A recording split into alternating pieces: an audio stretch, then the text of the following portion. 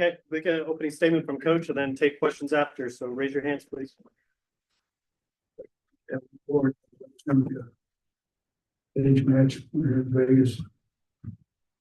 Thanks, Coach. There's a UFC earlier this morning, so that's the toughest, hardest playing team in America. Pretty much every night out. Last 5 years, they've got more wins than anybody else in college basketball over the last 5 years for a reason. I've got a ton of respect for how hard they play, how they do it. And, without rebounding a team like that by 9, you gotta have some tough guys on our team too. So, Mo got 16 rebounds, 5 offensive rebounds, for us to get 20 awards, against a team like that. And that's what, they got 16, which is a lot. We give up too many, but, you look at second chance points, we outscored them by 2. The game was going to come down to, we had to take care of the ball. We had too many turnovers, but we made up for it with our effort. And second chance points, we outscored them on second chance points. So we said if we could beat them at what they're best at, second chance points, I felt like we could win the game. Now, it wasn't easy.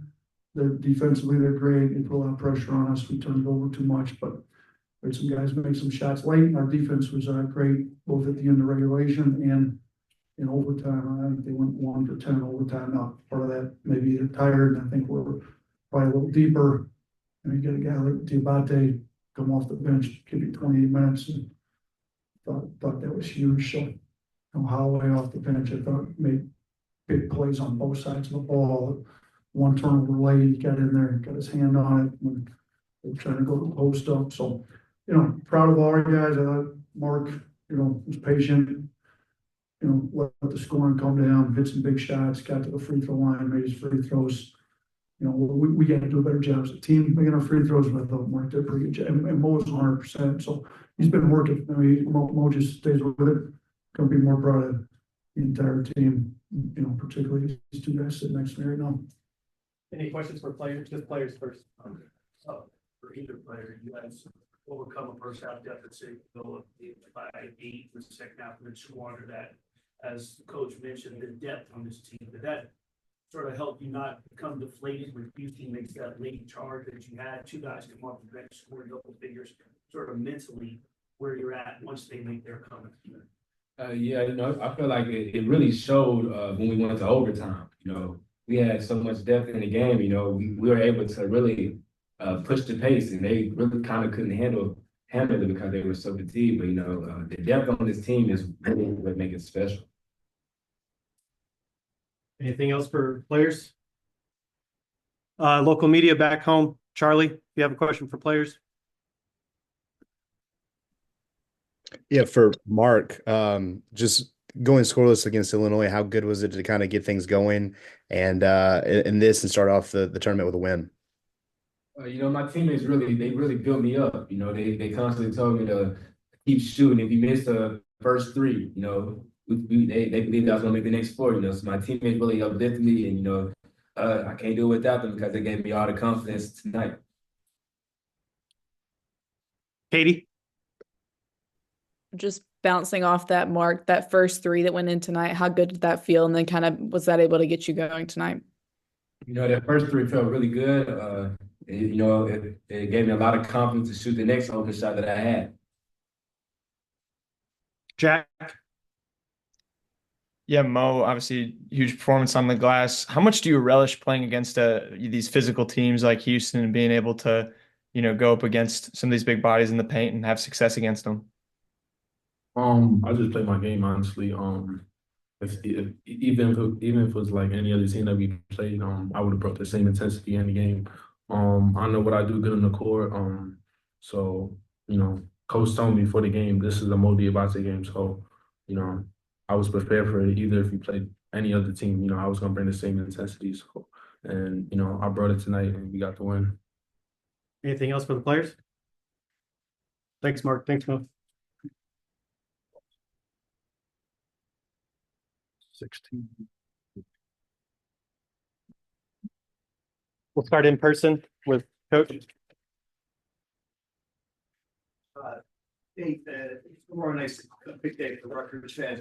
Cliff built that program in a lot of different ways, but I'm just curious, what he's meant for you guys and what that transition been like for him down there now? Yeah, I mean, we had real problems with our rim protection last year, so, you know, when he became available in the transfer portal, we made that like our top priority, because our defense was not very good last year, and major problem was rim protection. We felt like he was, you know, arguably the best rim protector in the country, so, you know, I didn't realize what a great kid he was, though. We knew what he could do on the basketball floor, but once we've got him, I mean, I don't know if you watched him tonight. Like, he didn't play a ton of minutes because, you know, Mo Dioubate was playing really well, and Grant was playing well, so we kind of paired those guys in the front court. But Cliff had the best energy, and he was so happy for Mo.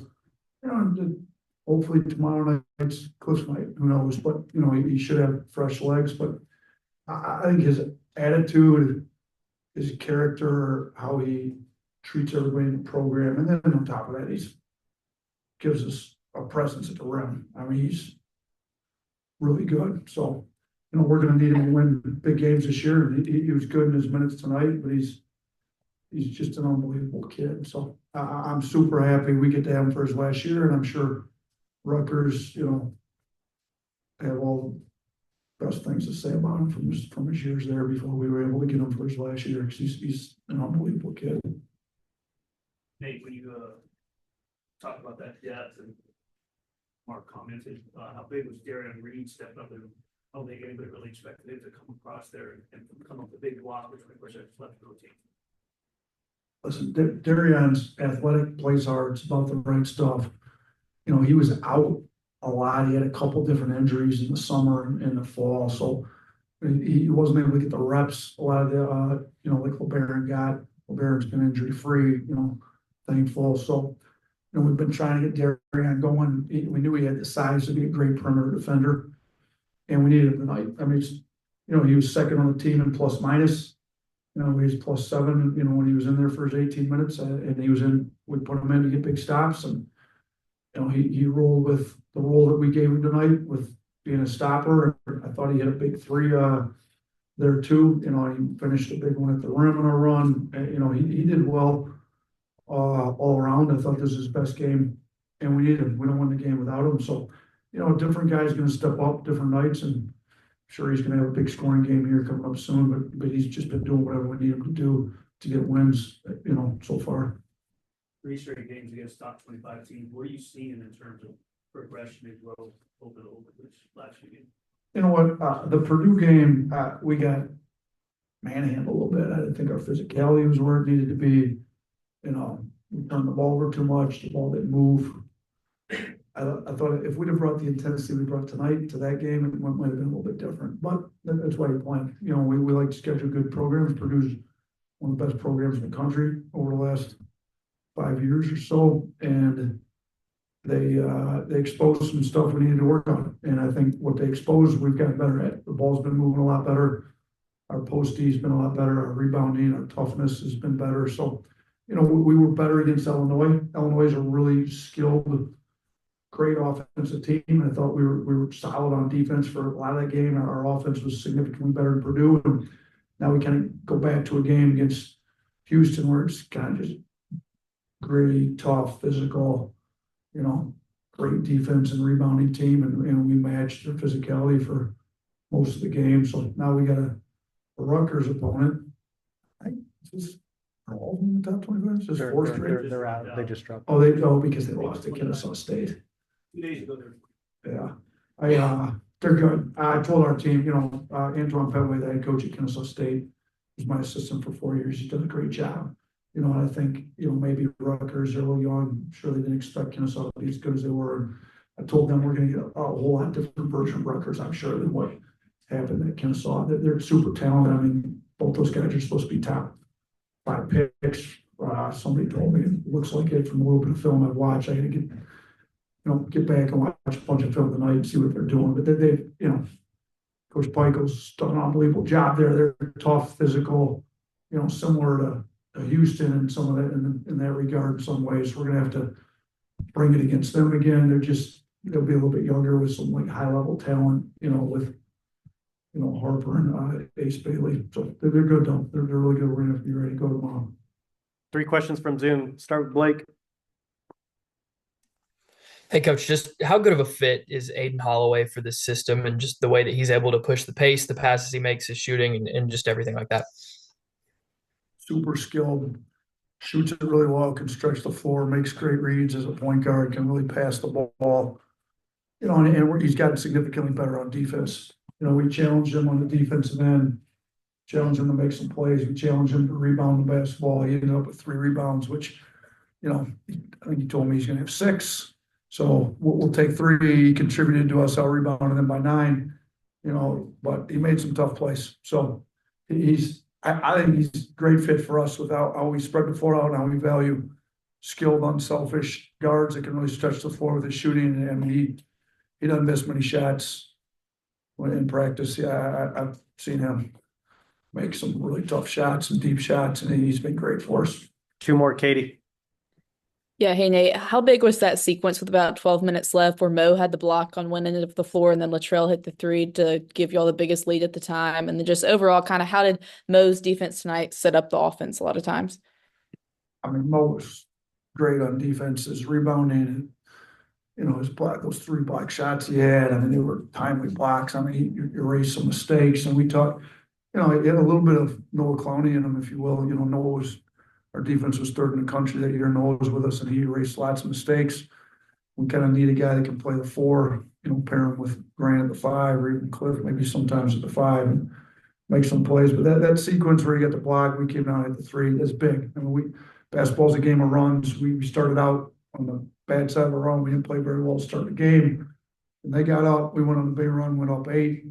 That was in the middle of that, if I remember correctly. And then we just kind of had to grind up some stops there after we gave that lead away, but I thought our guys did a pretty good job of that. Last one, Jack. Yeah, Nate, just how well do you think you guys kind of executed that defensive game plan? Seemed like a lot of it was funneling them to take those mid-range shots, prevent a lot of threes. Just how well do you think you executed on that end overall? I mean, it was pretty good because I'm looking here at our analytics box score, and they shot non-rim twos. They took 36 shots there, so like they over half their shots. We got 55% of their shots were non-rim twos that they shot at 39%. So I know some of them went in. Everybody's going to refer to the ones that went in, but they missed, almost 2/3 of them. So that was a game plan. I just think, Cryer was the one that really kind of got going, and we had to adjust the game plan for him. It worked for everybody else, and it didn't work very well for him. I mean, he ended up with 30 points, and we probably should have made some adjustments earlier in the game, to be honest with you. But when you're up 8, you think things are going well, and all of a sudden you're not. So, I thought defensively they're good. They're a good team. I mean, they do a great job. They don't turn the ball over much. They get a shot up on goal, and then they go try to kill you on the old board. So, biggest thing was making them take tough first shots. Thought our first shot defense was pretty good. Our second shot defense was good enough to win, and they're a good team. And there's no way nobody's ever blowing them out. I mean, they play too hard to ever get blown out. That's not really even possible when you play Houston. So we knew it was going to be a tight game, and we made enough plays, particularly late in regulation, late in overtime, to win the game. Thank you, Coach. Thanks, everyone. Thanks.